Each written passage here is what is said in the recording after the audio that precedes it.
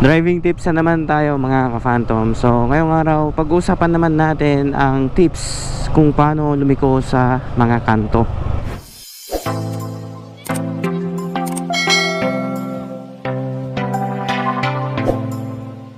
So kapag marunong na kayo sa pagkakambyo at kung paano gumamit ng clutch, ay dapat marunong na rin kayo lumiko sa mga kanto.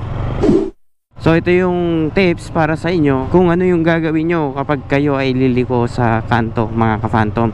So unang-una, di ba naituro natin yung paggamit ng brake at paggamit ng clutch. Magagamit nyo kasi ito kapag huminto kayo or kapag lumiko kayo. Ang unang-unang gagawin kapag liliko kayo sa kanto, dapat titignan nyo yung inyong side mirror. Kapag liliko kayo sa inyong kaliwa, ang titignan yung side mirror ay yung kaliwa din. Kasi dyan yung kasi makikita kung may sasakyan o may motor sa likod nyo. At wag nyo rin kalimutan gumamit ng turn signal light. So kapag liliko kayo sa kaliwa, syempre ang gagamitin yung signal light ay yung kaliwa. Hindi kayo basta-bastang hihinto na lang tapos magsi-signal light kayo.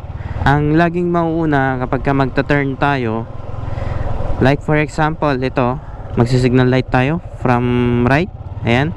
So dapat i-check nyo yung inyong side mirror. So yan yung lagi nyong i-check, lalong-lalo na yung mga ganitong kanto.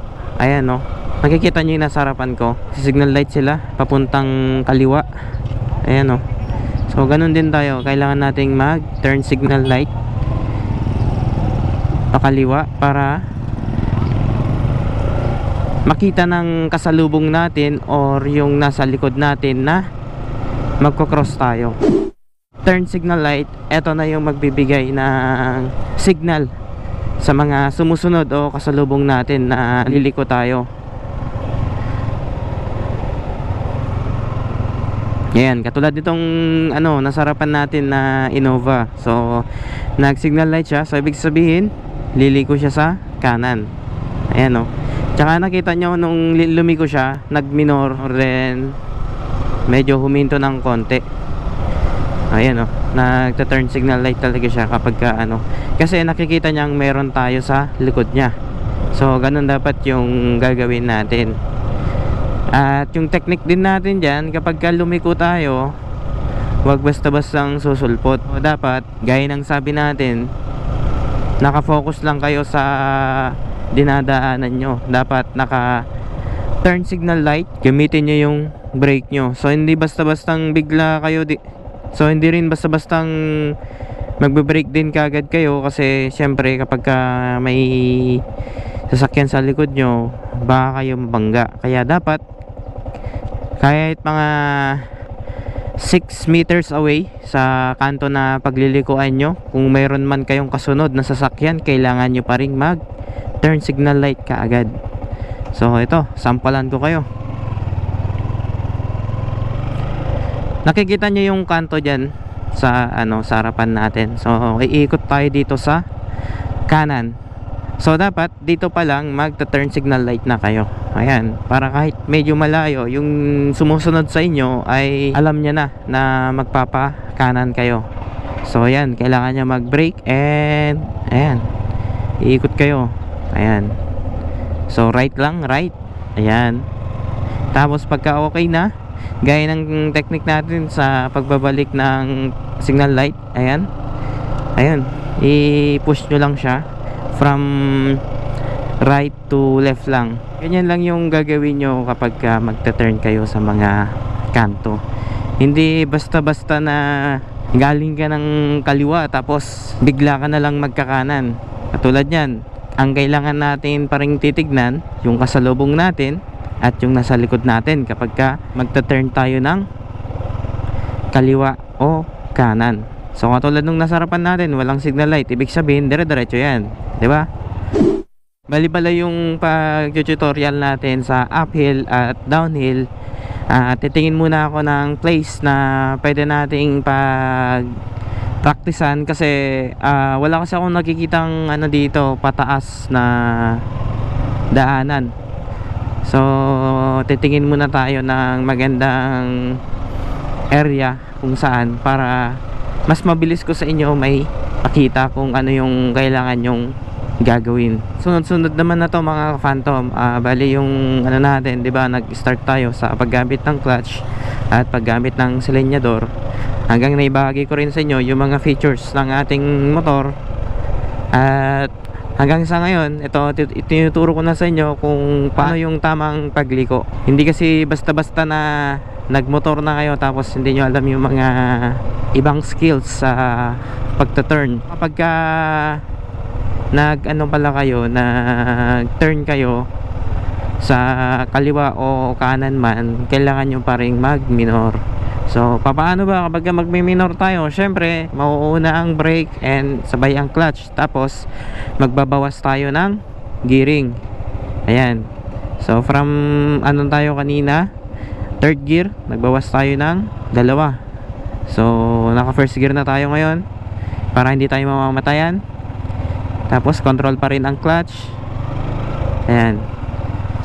So, yan lang yung gagawin nyo. Ito ay napaka basic na sa mga datihang nagmamaneho.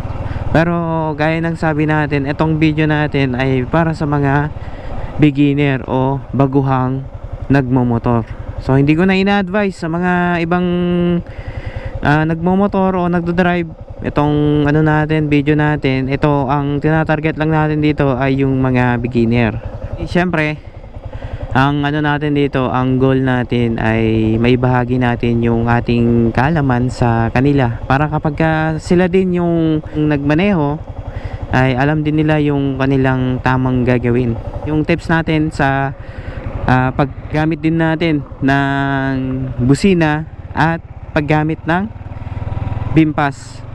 So nagagamit natin to kapag nagta-turn tayo from left to right. Katulad niyan, 'di ba? For example, meron tayong kasalubong tapos liliko tayo sa kaliwa. So kapag nakapag-signal light na tayo sa kaliwa, ang gagawin natin kapag medyo malayo pa naman siya, ibibimpas natin. So may bimpas tayo, eto, ibibimpas natin siya para alam niyang liliko tayo. Kailangan din natin siyang signalan na liliko tayo kasi kapag siyempre nag-signal tayo, ang alam niya na hihintayin natin siya. So kapag medyo malayo pa kasi siya at nakita niya tayo na nag-signal light tapos nagbimpas tayo, syempre medyo hihinto yan. So kapag ganun, nakita niya tayo na medyo huminto, ay makakapag left turn tayo. Kailan ba ginagamit yung busina? So ginagamit ang busina kapag meron tayong sinusundan na sasakyan o kaya motor. So kapag kapag ganun, like for example, nandito siya sa highway mismo, so kasunod natin siya.